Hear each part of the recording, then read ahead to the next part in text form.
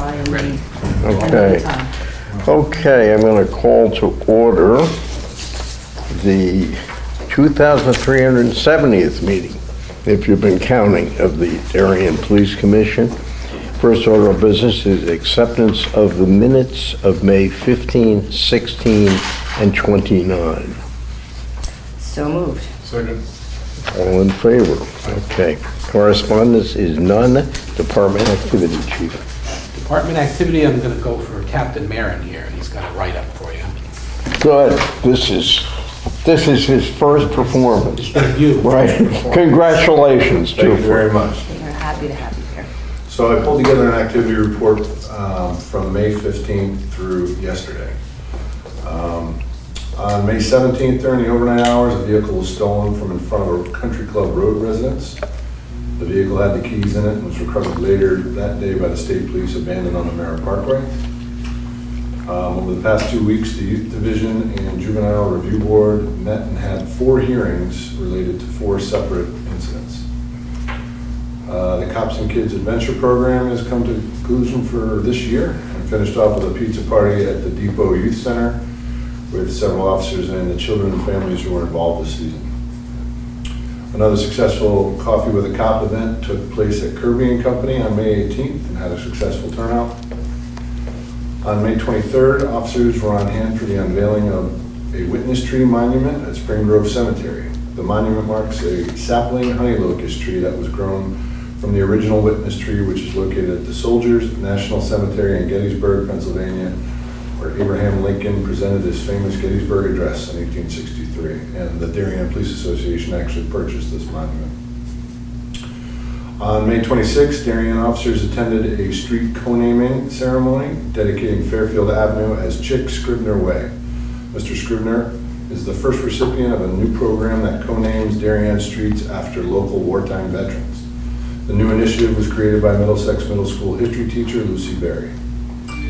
Members of our Marine Division are in a Coast Guard search and rescue course this week in New Haven. On Friday, this coming Friday, we'll be participating in the Special Olympics Law Enforcement Torch Run, which will be coming through town. For the next 2 weeks, we have an officer in an advanced computer forensics investigations course. And at the end of this month, 2 detectives will be attending a 3-day conference for the National Association of School Safety and Law Enforcement Officers. And within the past 2 weeks, officers have participated in several presentations and appearances at local schools, including Community Hero Day at some of the nursery schools, Touch a Truck events, and lunches with students at Middlesex Middle School. In the same time period, the Patrol Division conducted 262 traffic stops and gave out 137 infractions. Okay. I'm going to, I don't think it's on the agenda later on, so I will ask you, Captain, and also Captain Anderson, to give us a report on how things went over last weekend and what we can expect this coming weekend with regard to I-95. I'll jump in on that one. Okay? Whomever. He was here for most of it. I do believe that the motoring public heeded the warnings and many people did stay away. Amazing. Yeah, I did. As far as Darien traffic goes, we did have some times where it was problematic in Norotan and Ledge on Saturday. Also Friday night, late when they were setting up a pattern on I-95.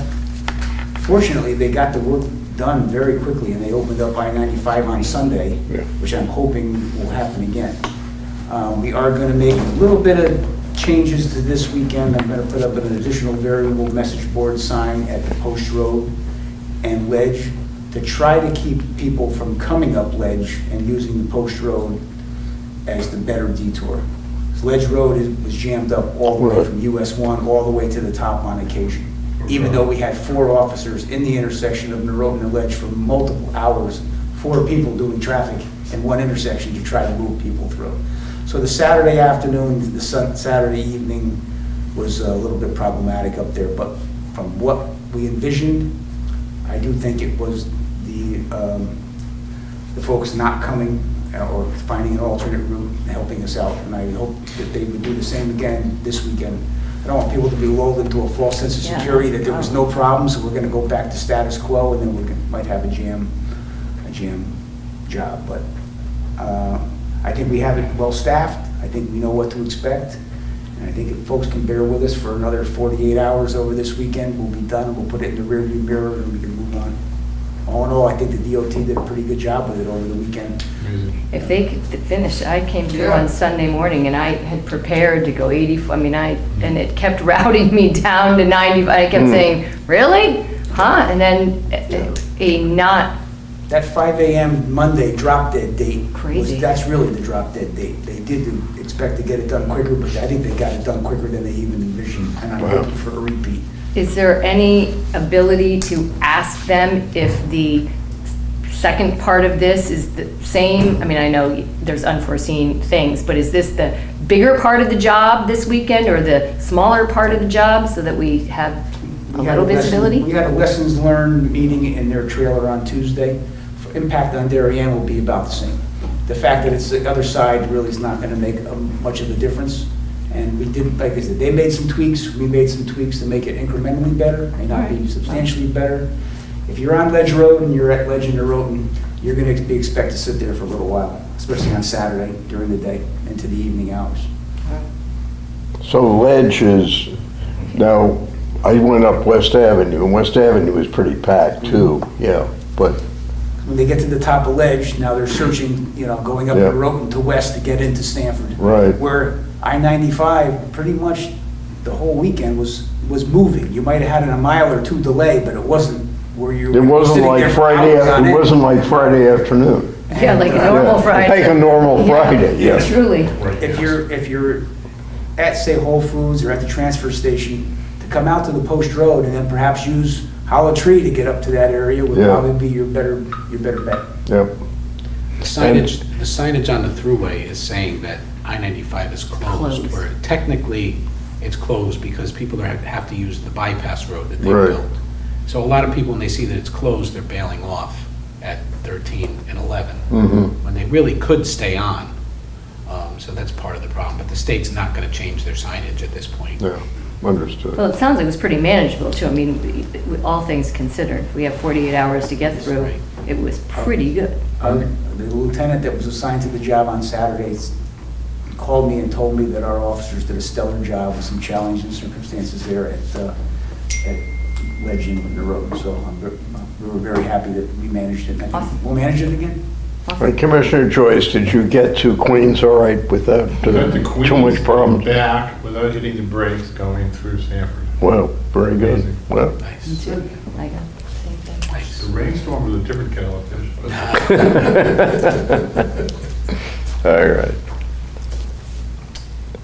Okay, anything else on department activity from, anybody have any questions or anything? Nope. Okay. Were we involved in the New Canaan situation at all? No, Our dogs weren't called in? we offered our services if they needed a hand, and they have everything well in hand up there they have assistance from the state and federal Right. authorities. Sure, okay. They're good. Okay. So therefore, we are on to old business. And Chief, I think you're probably on for entry-level testing update. Yep, just an update. We have the candidate that we discussed, Mr. Davidson, had his polygraph yesterday. We did not get the results back on that yet. No, actually, he had that this morning. We did not get the results back Yeah. on that yet. So that is in the works. The other candidate, Brown, is well into the background check phase. Both are proceeding according to schedule. We have the academy start date of July 5th for the one candidate. Brown won't need that. Right. So far, everything is going on as planned. Okay, good. Okay, and new business, I guess we've got Captain Anderson on traffic matters. Well, the first one there is the request to install a no left turn sign exiting Pear Tree Point Beach. I don't know if we spoke about this before, but for I think most of our career here, Chief and I, there was a seasonal no left turn sign Yeah. coming out of Pear Tree Point Beach. Yep. We're not entirely sure what year that stopped getting put back in. I think I know, I think it was 2 years ago, Yeah, it was recent. very recently. Pam Geary thinks it was longer than that. I don't think so. She's been here 4 years as Parks and Rec Director, and she doesn't recall ever seeing it. So No, Can we put it back? that's what they're asking. They're asking for a seasonal reinstall of that no left turn sign, so traffic exiting Pear Tree Point Beach will use Pear Tree to Long Neck to access the. does anybody know why we stopped it? We don't know. Well, we don't know what happened. If it just, Sign disappeared? The sign, it could be just as simple as the sign got lost and nobody ever put it out again, but Because it's seasonal, right? And Stuff that goes down. it's seasonal, right, and in summer. I do think the commission as the LTA can go on record and say that we were going to do this seasonally every year. We don't have to come back every year to have them make a request. Yeah, and. Is there any reason not to do it? We just wanted to make sure you were good with it. It's always been there, and Don has made arrangements to have a new sign made or find a new sign. One of because I asked this question maybe last year or the year before, when I noticed that it wasn't up. And one of the comments was, nobody ever followed it. They just go out and go. So I wonder if that is partially true at least, would that create any safety hazard? A safety hazard for people violating it. Yeah. Well, the reasons for the sign are because, it's much easier for pedestrians to walk on Long Neck than Right. Pear Tree. So we try to get more traffic off of Pear Tree by people taking a right during the busy season and going around to Long Neck Point. So that's the reasoning behind the signage, to lessen the traffic impact on Pear Tree Point Road. So- Which is much narrower than Long. Yeah. Which is narrow, You yeah. have people biking and walking on both sides. Okay. And the only folks that might not like it, are perhaps the people who live on Long Neck who might have additional traffic. Yeah. And see. Yeah. Again, it's taking a reasonable approach. What about Well, you? no, I drive on it though, but it is trafficy 12 months a year with people walking and biking, but yeah, no. We know. I would-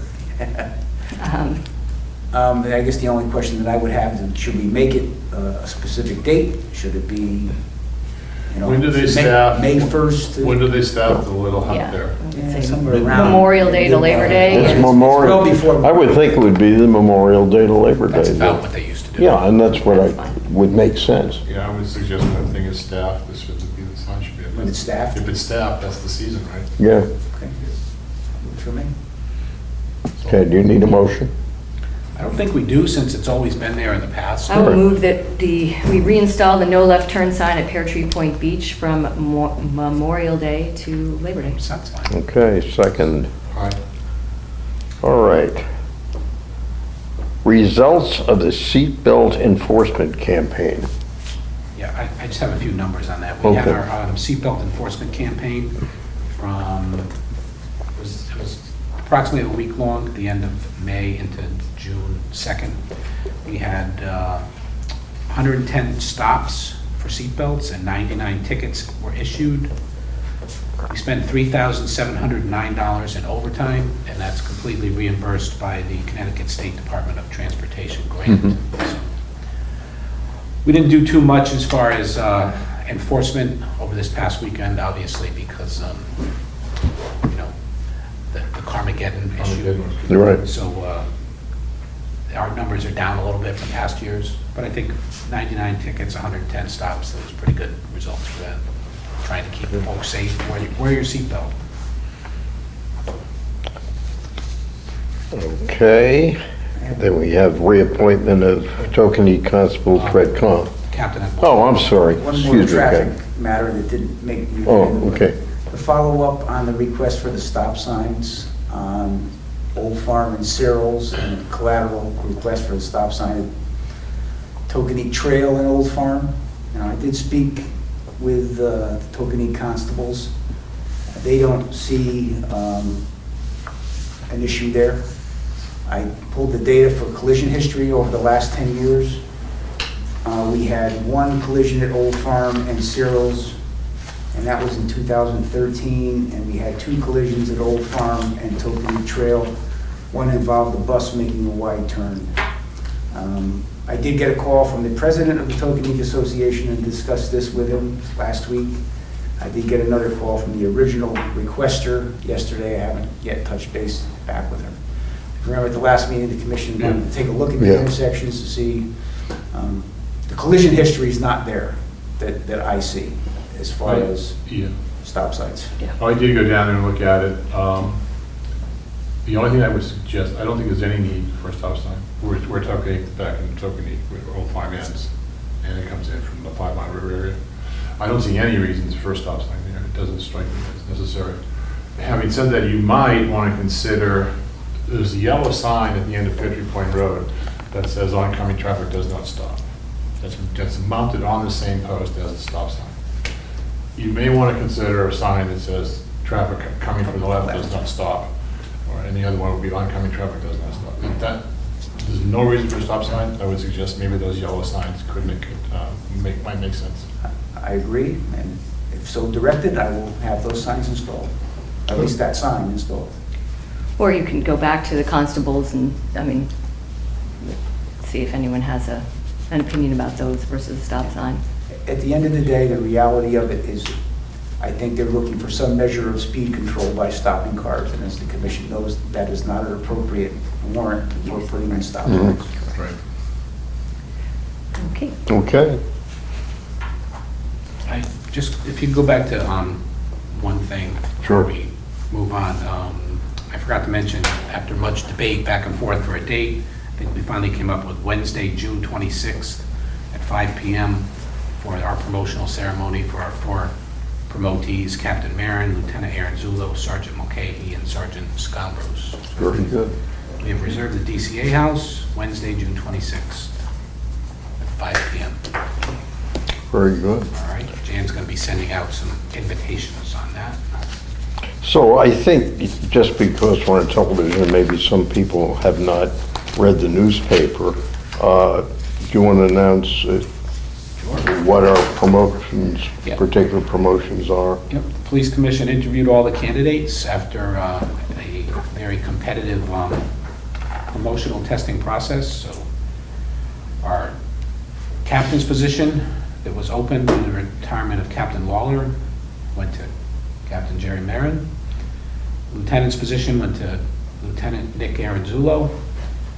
And the 2 sergeant openings, based on 1 opening from the retirement of Sergeant Sam Bacuzzi and 1 from the vacancy created by Captain Marin's retirement. So there's 2 sergeants, Derek Yeah. Mulcahy and Daniel Scarborough. Did I make a mistake? Yeah. What did I say? Captain Marin retired. Captain Lawler's retirement. Well, you never know, there's more movement. So, Okay, yeah, that's great. Okay, let's go back to the one I jumped ahead to, the reappointment of former Captain Fred Comm as the Tokenie Constable. Yeah, we're just looking for the commission's Right. endorsement for that. Yeah. That's the document there. We'll So- send over to town hall. Okay, I do need, no, actually I don't need a pen. Okay. I brought a pen for a change. Okay, I stroke with a pen. Good to go. okay. All right, does anybody have any other business for this regular meeting? All right, then we'll go into executive session, and I take it we will not be voting on anything. Is that correct? That's correct.